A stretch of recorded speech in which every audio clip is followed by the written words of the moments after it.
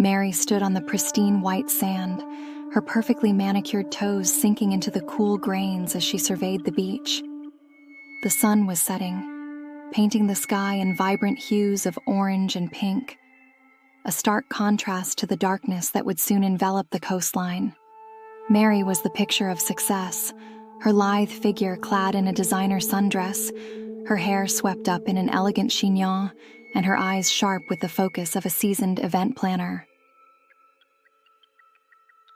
The 4th of July beach party she had meticulously organized for her wealthy clients was in full swing.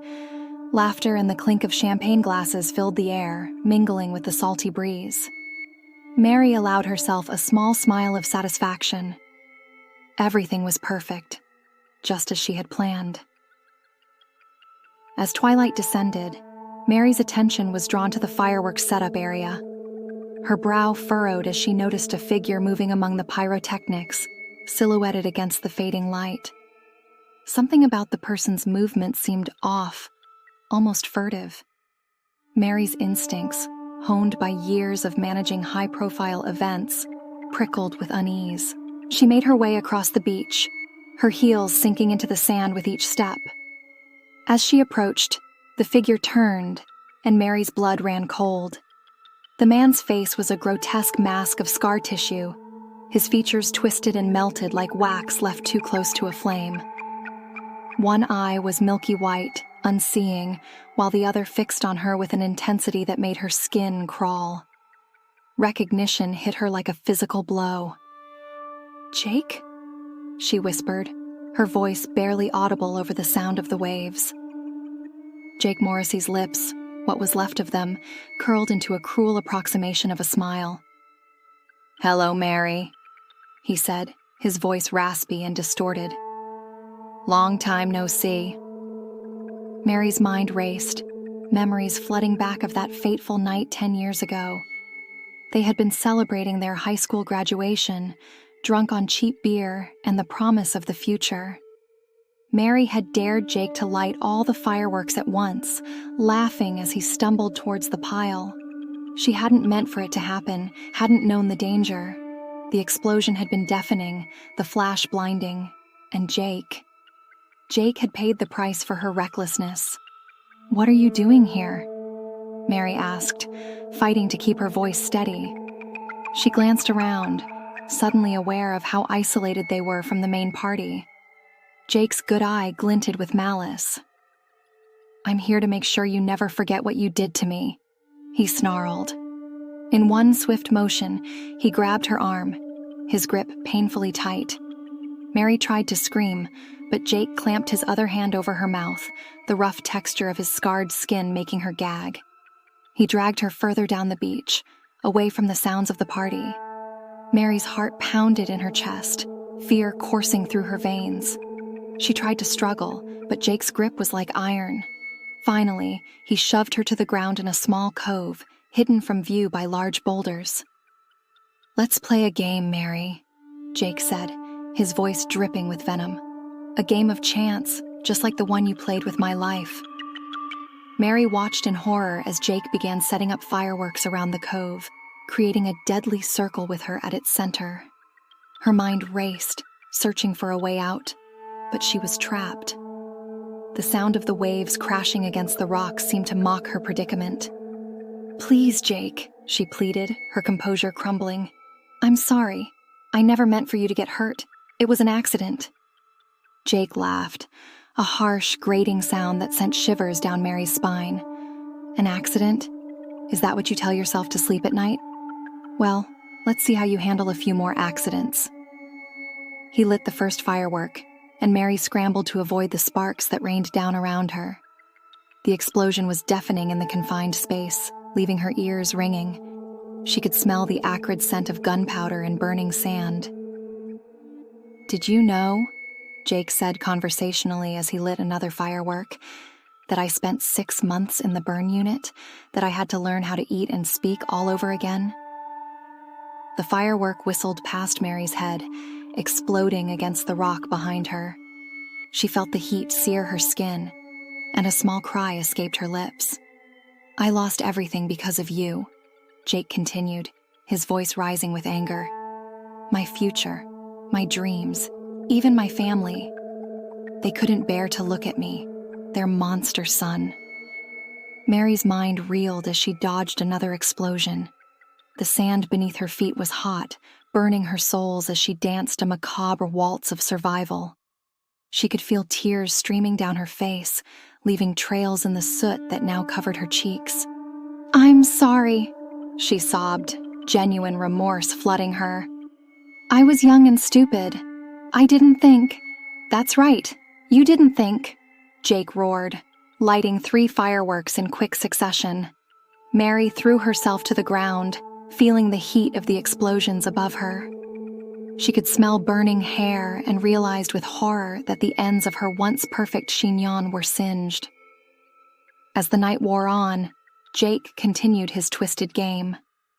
With each near miss, he revealed more about the hell his life had become after the accident. How he'd lost his scholarship, how he'd been shunned by friends and strangers alike, how he'd contemplated suicide more times than he could count. Mary's perfect life began to unravel with each revelation. The guilt she had buried deep inside for years clawed its way to the surface, threatening to consume her. She realized that while she had gone on to build a successful career and a picture-perfect existence, Jake had been living a nightmare of her creation. In the distance, she could hear the oohs and ahs of the partygoers, marveling at what they thought was a spectacular fireworks display. The irony was not lost on Mary as she fought for her life amidst the very pyrotechnics that were meant to entertain. As the night progressed, Mary's designer dress was in tatters, her skin covered in small burns and cuts from flying debris. Her lungs burned from the smoke, and her throat was raw from screaming. Yet a part of her felt she deserved this punishment, that this was karmic retribution for the pain she had caused. Jake, seemingly tireless in his pursuit of vengeance, continued his assault. But as the hours wore on, Mary began to notice something. Jake's movements were becoming less coordinated, his aim less precise. The constant exposure to the explosions and smoke was affecting him too. In a moment of clarity amidst the chaos, Mary saw her chance. As Jake bent to light another firework, she lunged forward, tackling him to the ground. They grappled in the sand, a tangle of limbs and desperation. Mary could feel the rough texture of Jake's scarred skin against her hands, a visceral reminder of the damage she had caused. In their struggle, Jake's lighter fell from his hand, landing on a pile of unlit fireworks. Time seemed to slow as Mary watched the flame catch, spreading rapidly through the remaining pyrotechnics. "No!" Jake screamed, his voice filled with terror. He tried to scramble towards the growing inferno, but Mary held him back. "We have to get out of here!" she yelled, pulling him towards the water. For a moment, Jake resisted, his good eye wild with a mixture of fear and hatred. Then, as the first of the fireworks began to explode, self-preservation kicked in. They ran towards the ocean, the heat of the explosions at their backs. Mary could feel the sting of debris hitting her skin, hear the whistling of rockets flying past her ears. Just as they reached the water's edge, a massive explosion rocked the cove. The force of the blast threw them into the surf. Mary felt the cold water envelop her, a shocking contrast to the heat of the fireworks. She struggled to the surface, gasping for air. Through the smoke and spray, she saw Jake floating face down a few feet away. Without thinking, Mary swam to him, turning him over and dragging him back to shore.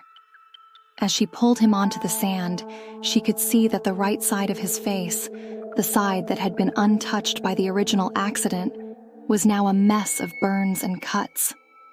Jake coughed weakly, water spilling from his lips. His one good eye focused on Mary, and she saw something shift in his gaze. The hatred was still there, but it was tempered now by something else, understanding perhaps, or a shared trauma. As the sounds of sirens filled the air and flashlight beams began to cut through the smoke, Mary realized that her life would never be the same. The perfect facade she had built over the years had been shattered, revealing the guilt and pain she had tried so hard to bury. She looked down at Jake, his scarred face now a mirror image of destruction on both sides. "I'm sorry," she whispered, the words feeling inadequate but necessary. Jake's lips moved, and Mary leaned closer to hear his raspy voice. "So am I," he managed to say before losing consciousness. As paramedics swarmed the beach and questions began to fly, Mary sat in the sand, holding Jake's hand. She knew that the road ahead would be difficult. There would be investigations, recriminations, and consequences to face. Her carefully constructed life would crumble under the weight of this night's revelations. But as she watched the last of the embers die out in the cove, Mary felt a strange sense of relief. The burden of her secret, the guilt she had carried for so long, had been exposed to the light. And in that exposure, painful as it was, lay the possibility of redemption for both her and Jake. The night sky, now clear of smoke, revealed a tapestry of stars above. Mary looked up, realizing that sometimes it takes a moment of intense darkness to truly appreciate the light. As the chaos of the aftermath swirled around her, she made a silent vow to face the truth of her past and to find a way, somehow, to make amends. The 4th of July would never be the same for Mary.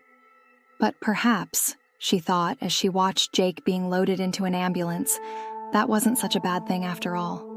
Sometimes it takes a spectacular explosion to illuminate the path forward, no matter how difficult that path might be.